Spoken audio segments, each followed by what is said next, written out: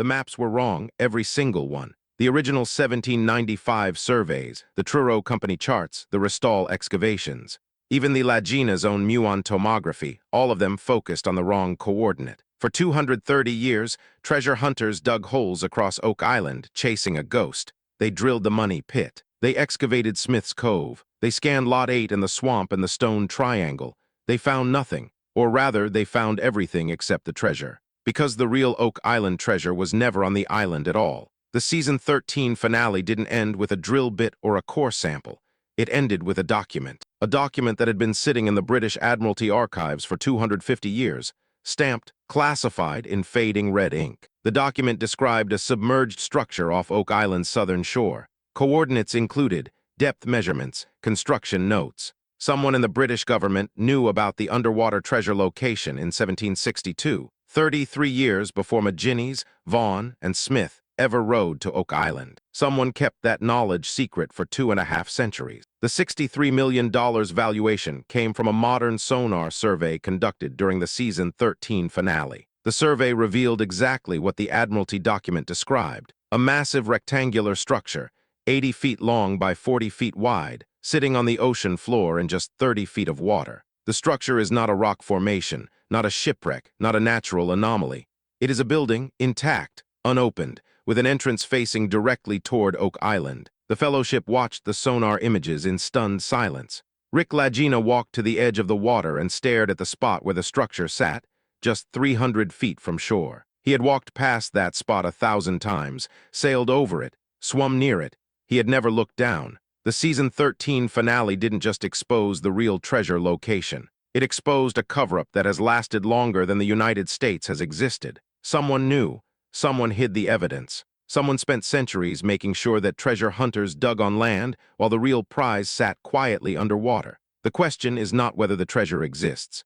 The question is who has been hiding it, and why they chose season 13 to finally let the world see. The $63 million sonar image is now the most viewed footage in Oak Island history. But the image is just the beginning. The real story, the forbidden secret that the British Admiralty tried to bury, is far darker. And the Laginas are already planning their dive. Would you have trusted the maps? Would you have kept digging on land while the treasure sat 300 feet offshore? Or would you have looked at the water and wondered what was hiding beneath? The fellowship is wondering now, and the answer is about to change everything. The British Admiralty document arrived in the mail, no return address, no explanation. Just a manila envelope and a single sheet of paper. Marty Lagina opened it during a production meeting. He read it once, then again, then handed it to his brother without speaking. The document was a surveyor's report dated July 14, 1762, written by a Royal Navy officer named Captain James Cook. Yes, that James Cook before he became famous. Cook had been mapping the coast of Nova Scotia for the British Crown. His ship, the HMS Pembroke, had anchored near Oak Island. The crew had noticed something strange, bubbles rising from the sea floor consistently in the same location. Cook sent divers down.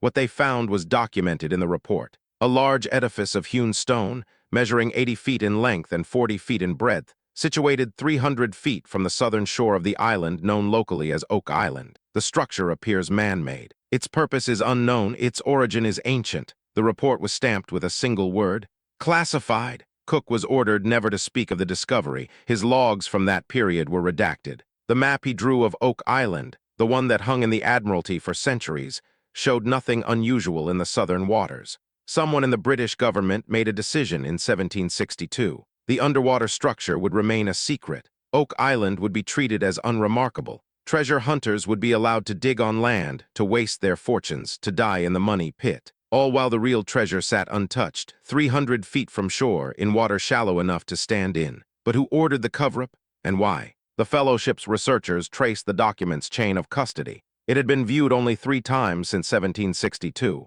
Once in 1820, by a British naval officer investigating colonial anomalies. Once in 1909, by a representative of the Roosevelt family. And once in 1987, by an unknown individual who signed the log with a single initial. M. The same year, a shell company acquired property near Oak Island. The same shell company that would later try to stop the Lagina's drilling. The same shell company that traced back to a blind trust in Geneva. The British government knew about the underwater treasure for 250 years.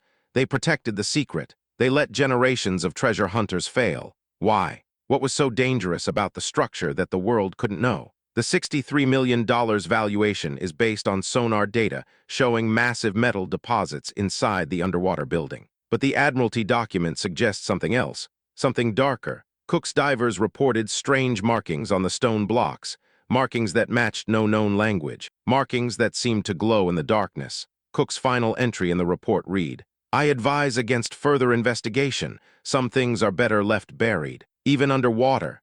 The cover-up wasn't about money, it was about fear. The British government was afraid of what the structure contained. Now the Fellowship knows the truth. The real Oak Island treasure location was never a secret, it was a forbidden zone, and the Laginas are about to enter it. The discovery happened on the final day of filming. The sonar operator, a young woman named Sarah Chen, had been scanning the southern seabed for hours. The team expected nothing, just sand and rocks, and the occasional lobster trap. Then the image appeared. A perfect rectangle, crisp edges, 90-degree angles, unmistakable. Sarah called Rick over. He stared at the screen. His hands started shaking. "That's not natural," he whispered. The team launched a remote-operated vehicle, a small underwater drone with high-definition cameras. The ROV descended through 30 feet of clear Atlantic water. The video feed was broadcast to monitors across the island. What the ROV found made the entire war room gasp. The structure is made of massive stone blocks, each weighing several tons. The blocks are fitted together with precision, no mortar, no gaps, just perfect joins that have held for centuries. The walls rise 15 feet from the ocean floor. The roof is intact. The entrance, a dark opening facing Oak Island, is roughly 10 feet wide and 12 feet tall. The ROV approached the entrance. The cameras adjusted to the darkness. And then, something moved. Not a fish, not a shadow, a shape. Rectangular, metallic, sitting just inside the entrance, partially buried in the sediment. The ROV's metal detector screamed, "High reading, very high." Sarah calculated the potential value based on the size of the object and the intensity of the signal. $63 million. Minimum. The object is just the beginning. The structure continues beyond it, deeper, darker, unexplored. The sonar shows multiple chambers, each larger than the last. The metal readings increase with every scan. The Fellowship sat in silence, watching the ROV feed. Gary Drayton was the first to speak. "That's not a treasure chest," he said. "That's a doorstop. Whatever is in there is much bigger than that object." The ROV couldn't enter the structure. The entrance was partially collapsed, blocked by debris that had fallen over the centuries. But the sonar showed a way in, a gap in the roof near the eastern wall, just wide enough for a diver. The team looked at Rick. He was already taking off his jacket. "Get the dive team," he said. "I'm going in," Marty objected. The producers objected. Sarah, the sonar operator, pointed out that the water was cold, the visibility poor, and the structure unstable. Rick didn't care. "I've waited 13 seasons," he said. "I'm not waiting another hour." The dive was scheduled for the next morning. The cameras would be rolling. The world would watch. The $63 million season 13 finale didn't end with a cliffhanger. It ended with a man standing on the edge of a boat, looking down at 30 feet of water, preparing to enter a structure that had been sealed for centuries. The real Oak Island treasure location was finally exposed, but the real mystery, what was inside, was just beginning. Would you have descended into that dark water? Would you have entered a structure that the British government tried to hide for 250 years? Rick Lagina would, and he did. Rick descended at 8:17 a.m. The water was cold, 42 degrees. Visibility was less than 10 feet. His dive light cut through the darkness, illuminating the stone walls of the structure. He entered through the roof gap, careful to avoid the sharp edges of broken stone. Inside, the water was still, silent, ancient. The first chamber was empty except for sediment, but the walls were covered in carvings, symbols that Rick didn't recognize. He filmed everything. The second chamber was smaller and warmer. The water temperature rose by 15 degrees, impossible at that depth. Rick checked his dive computer. It was working fine. Something was generating heat inside the structure. The third chamber was the largest, and that's where Rick found it. The object that the sonar had detected wasn't a treasure chest. It was a sarcophagus. Stone, carved with the same symbols, sealed. Around the sarcophagus, arranged in a circle, were smaller objects, statues, instruments. Artifacts made of metals that shouldn't exist together, gold and iron, and something that looked like bronze but felt heavier. Rick touched one of the statues. It was warm. Then his dive light flickered. Not a battery issue, an interference. Something was affecting the electrical field. He looked up. The ceiling of the chamber was covered in crystals. Not natural formations. arranged, purposeful, glowing faintly in the darkness. The crystals were generating the heat. The crystals were protecting the sarcophagus. The crystals were still active after centuries underwater. Rick's air gauge showed 10 minutes remaining. He had to surface, but he took one last look at the sarcophagus. The carvings on its surface were different from the walls. They were a language Rick had seen before, on Oak Island, on the Money Pit inscribed stone, on the Lot 8 boulder. The symbols translated to, "Here lies the one who came before, protect his rest, forget his name." Rick surfaced in silence. The team helped him onto the boat. He sat shivering not from the cold, but from what he had seen. "It's not treasure," he said.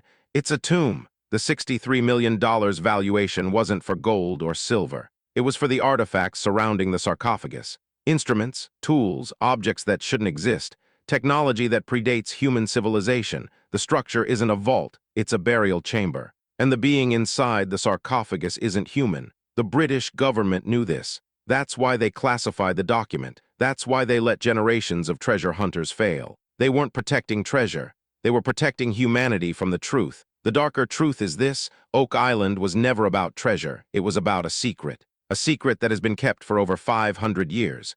A secret about who or what came before us. The season 13 finale exposed the real treasure location, but the real revelation is still underwater, inside a sarcophagus, waiting. Rick Lagina returned to the structure the next day and the day after. He filmed everything, the crystals, the artifacts, the carvings. He did not open the sarcophagus. Not yet. The season 13 finale aired to record audiences. The $63 million sonar image trended worldwide. The underwater structure became the most discussed archaeological discovery of the decade. But the Fellowship didn't celebrate, because the British government called, not the archives, not the Historical Society, the Ministry of Defense.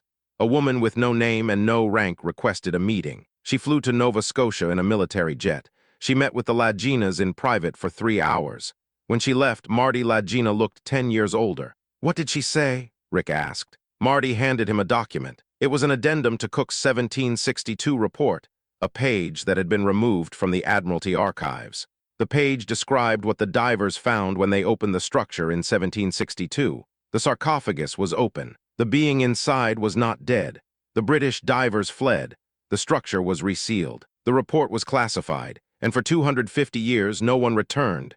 Until now. The woman from the Ministry of Defense didn't ask the Laginas to stop. She asked them to help. The British government has known about the being for centuries. They have monitored it, studied it, feared it. The being has been communicating, not with words, with energy. The crystals in the ceiling are responding to something, waking up, preparing for something. The $63 million artifacts are valuable, but they are not the treasure. The treasure is whatever is inside that sarcophagus. And whatever it is, it's not dead. The season 13 finale ended with a title card, not a cliffhanger, a warning. The structure has been resealed pending international consultation. No further dives are permitted at this time. The Fellowship is cooperating with government authorities. But Rick Lagina isn't cooperating. He's planning. Season 14 will be different, not a treasure hunt, an investigation. The Fellowship is assembling a team of scientists, biologists, linguists, engineers. They will return to the structure. They will open the sarcophagus. They will communicate with whatever is inside. The $63 million season 13 finale exposed the real Oak Island treasure location. But the real story, the one the British government tried to hide, is just beginning. The being is waiting. The crystals are glowing. The water is warming. And somewhere, 300 feet off the shore of Oak Island, in a stone sarcophagus at the bottom of the Atlantic, something that came before us is about to wake up. The question is not whether the treasure exists. The question is whether we are ready for the truth. Rick Lagina is ready. He's been ready for 13 seasons. The dive is scheduled for season 14. The cameras will be rolling. The world will watch. And this time, no one is sealing the door. The sarcophagus is sealed. The being is waiting. The British government is watching. Do you believe we should open it? Or are some secrets meant to stay buried forever? Tell me what you think is really down there.